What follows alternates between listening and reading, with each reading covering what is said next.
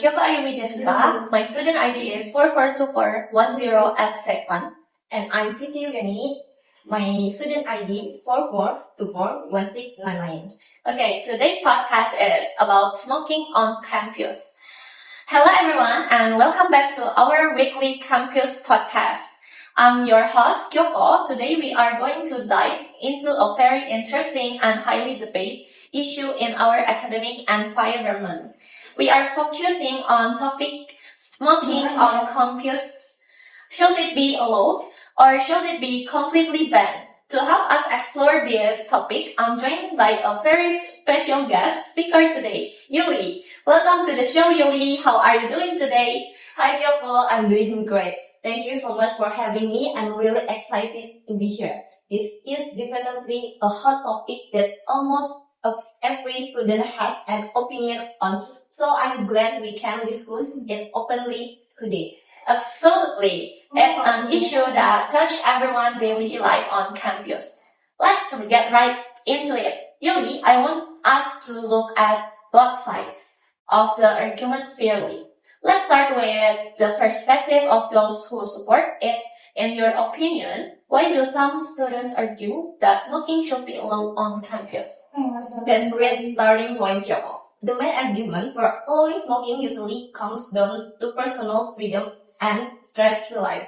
As we all know, university life can be incredibly stressful. We have endless assignment, exam, and tight deadline. For some students, taking a quick smoke break is their way to cope with that stress. They argue that as adults, they should have the personal autonomy to make their own choice. Furthermore, they often suggest that instead of a total ban, the university should just provide well-placed designated smoking area. That's why smokers have a specific zone which theoretically respect their habits without bothering others. I see. So the core of the argument is about stress management. Okay, adult autonomy and finding a compromise through design area. But on the flip side of the coin, there is a massive push for completely smoke-free campus. Why do you think smoke should not be allowed? The argument against it are very strong, and they primarily focus on public health and safety. The absolute biggest issue is second-hand smoke. Even if you are outside, if someone is smoking near a building entrance, a cafeteria, or a busy campus walkway, no smoker forbidden to breathe in that toxic smoke. Medical science clearly states that second-hand smoke causes significant health issues for asthma attack to long-term respiratory problems. Additionally, universities are in two mission to promote building progress and a healthy lifestyle. Having people smoking openly on campus contradicts that very mission. It also doesn't look professional when class or prospective students visit.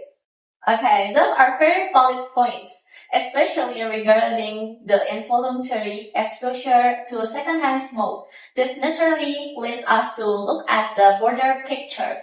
How does smoking or presence of it actually impact the students and the overall academic environment? The impact is actually quite significant.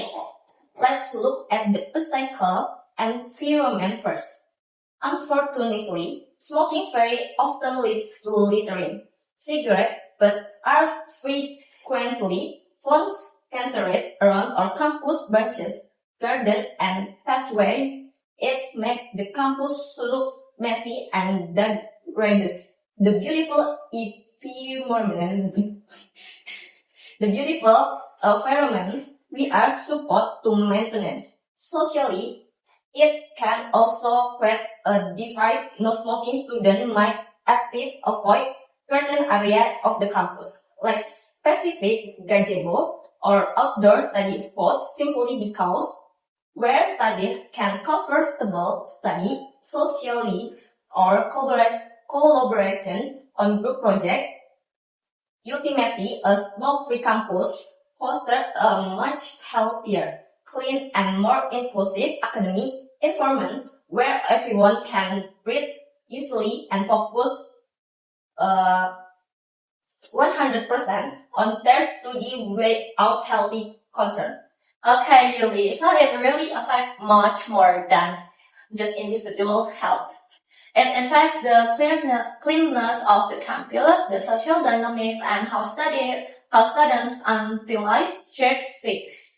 It seems clear that while some students value their freedom to smoke, the overriding concern for public health, a pristine environment, and a positive, inclusive academic atmosphere present a very strong case for smoke-free police. Exactly, Kyoko. At the end of the day, it's about balancing individual right with the collective well-being and the safety of the entire campus community. Well said, Yuli. Thank you so much for joining us today, explaining those arguments so clearly and helping us explore this different perspective. You are very welcome, Kyoko. It was a pleasure.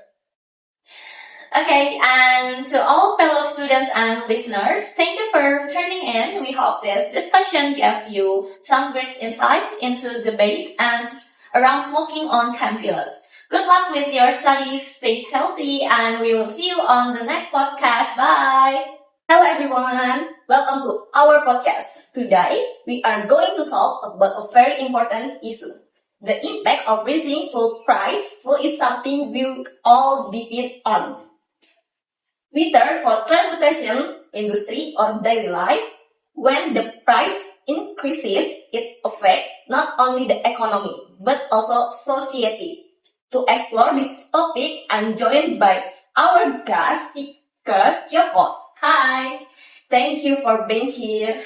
Thank you, Yuli. I'm glad to join this discussion because fuel price increase are something that really affects students, family, and business. Let's start with the economy perspective. Raising fuel price often increases production costs for industry. This can lead to higher price for goods and service.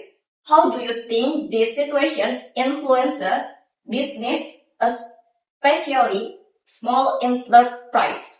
Okay, that's a great question. According to the Journal of Energy Economics, higher fuel costs increase production expense.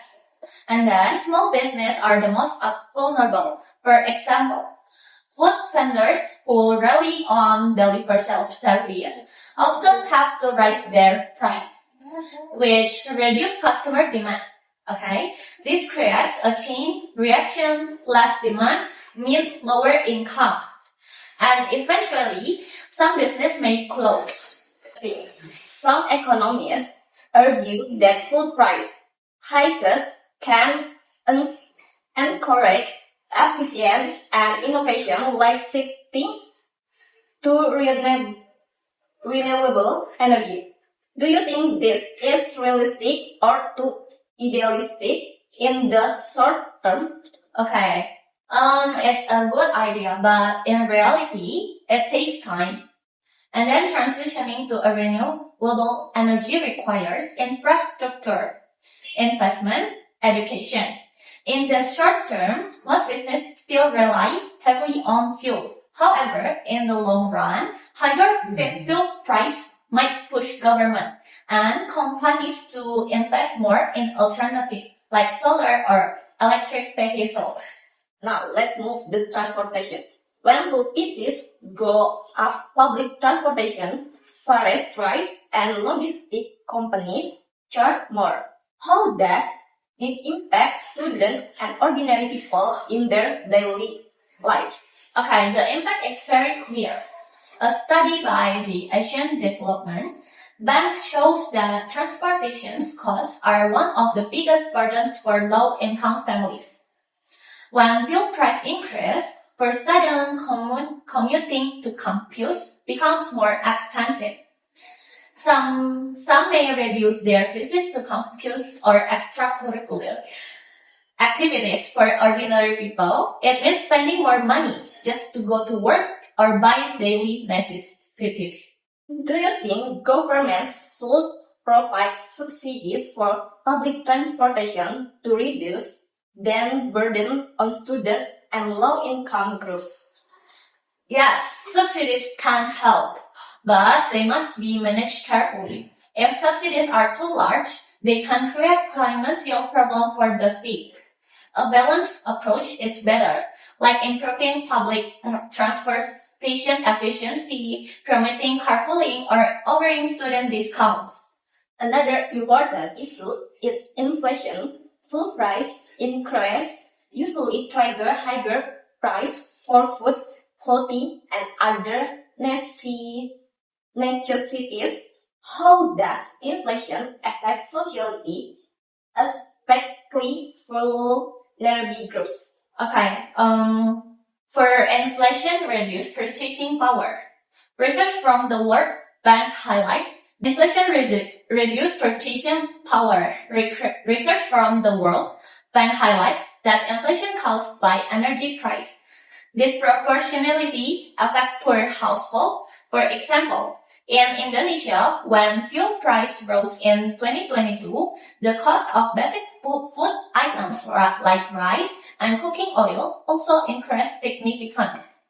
Vulnerable groups suffer the most because they spend a larger portion of their income on essentials. Some argue that inflation caused by full fees is temporary, while others say it has long-term effect. Which perspective do you find more convincing? Okay, I believe it has both short-term and long-term effect. In the short term, people immediately feel the burden. In the long term, business adjusts their pricing strategies, and wages may not keep up. With inflation, this creates an inequality and slows economic growth. Finally, let's talk about the broader effect on students and society. Raising food price can change spending habits, limit mobility, and even influence education. What's your opinion? Okay, for students, rising fuel price can limit mobility. Some may skip classes or reduce extracurricular activities because transportation is too costly. On a larger scale, society faces reduced productivity and slower economic growth. Families cut back on leisure activities and business delay expansion plans. It's not just an economic issue, it's a social challenge. Do you think raising fuel price can push society to adopt more sustainable lifestyle like cycling, carpooling, or using renewable energy? Yes, but adaptation takes time. People may start cycling or carpooling, but renewable energy adoption requires government support. For example, investing electric buses or promoting solar energy can reduce dependency on fuel. And then education campaigns are also important to help people understand energy efficiency. That's a very thoughtful point. So what solution do you think government should prioritize? Okay, I think government should provide target subsidies, improve public transportation, and encourage renewable energy. For example, offering incentives for electric vehicles or investing in green infrastructure. At the same time, they should educate society about energy conservation. Thank you, Kyoko. This discussion showed that food price increases are not just about transportation, but they influence the economy, inflation, and social life. Okay, exactly. Rising fuel prices remind us to need remind us of the need of transition to more sustainable energy source. While the short-term impact is painful, it can be an opportunity to rethink our energy policies and daily habits. Thank you for your thoughtful explanation. This extended discussion has given us a deeper understanding of how food price increases affect our life, from the economy to education. Yes, thank you, Yuli. I hope this conversation helped raise awareness and encourage practical solutions for the future. And that's all for today's podcast. See you in the next episode. Bye!